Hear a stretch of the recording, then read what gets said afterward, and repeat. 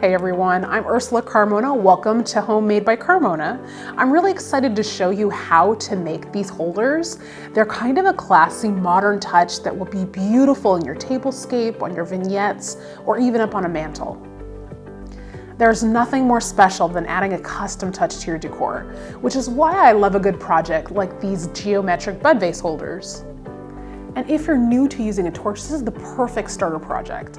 It allows you to get accustomed to using it, and it's easy. Now, for this project, I'm going to be using the Bernzomatic TS8000. It's a high heat torch, and it's perfect for a project like this.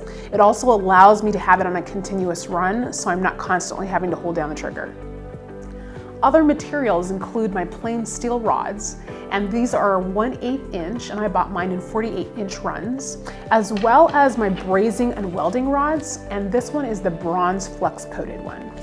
Don't forget about your test tubes as well.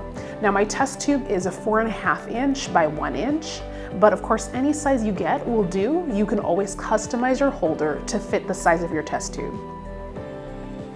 To get started, go ahead and cut your metal rods to accommodate the size of your test tube. Each holder is made up of 3 long rods and 6 smaller ones that will constitute the ends. The long rods are my 4-inch and the small ones are my 1.5-inch rods.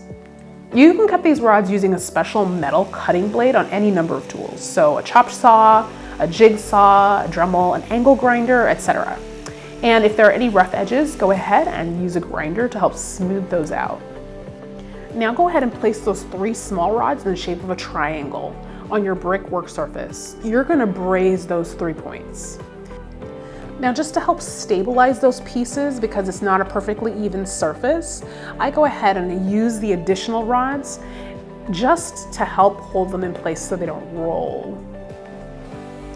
It takes a couple minutes for the bronze to melt and the steel to heat, so some patience is going to be required. If you try to touch that brazing rod to the steel before both are perfectly heated, you might accidentally move the steel piece. You'd have to stop, reposition it, and start again. So just wait. Wait until the very tip of the brazing rod looks like it's almost going to drip. Then you just gently touch it to the heated steel. It's more like hovering and almost gently spreading that liquid. Once those 3 points are connected, it's time to set them aside and create your next triangle.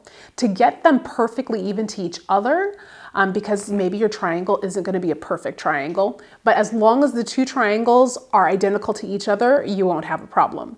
So I go ahead and I place those small rods right there in the outline that was created from brazing the other triangle. Now we're going to connect those 2 longer 4-inch pieces to that triangle. Now, however you choose to stabilize that triangle piece, just make sure it's perfectly upright, because when we connect them, we want everything to be square.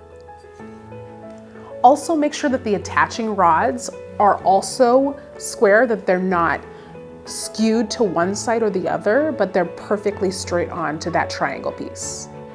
I placed that second triangle piece right above them just to help hold the long rods in place, and also to make sure that they match up on the other end and that everything is straight. Once you've brazed one side, flip it around and attach the second triangle piece. Now you only have the one last long rod to attach, and when it's cool, it's ready for use.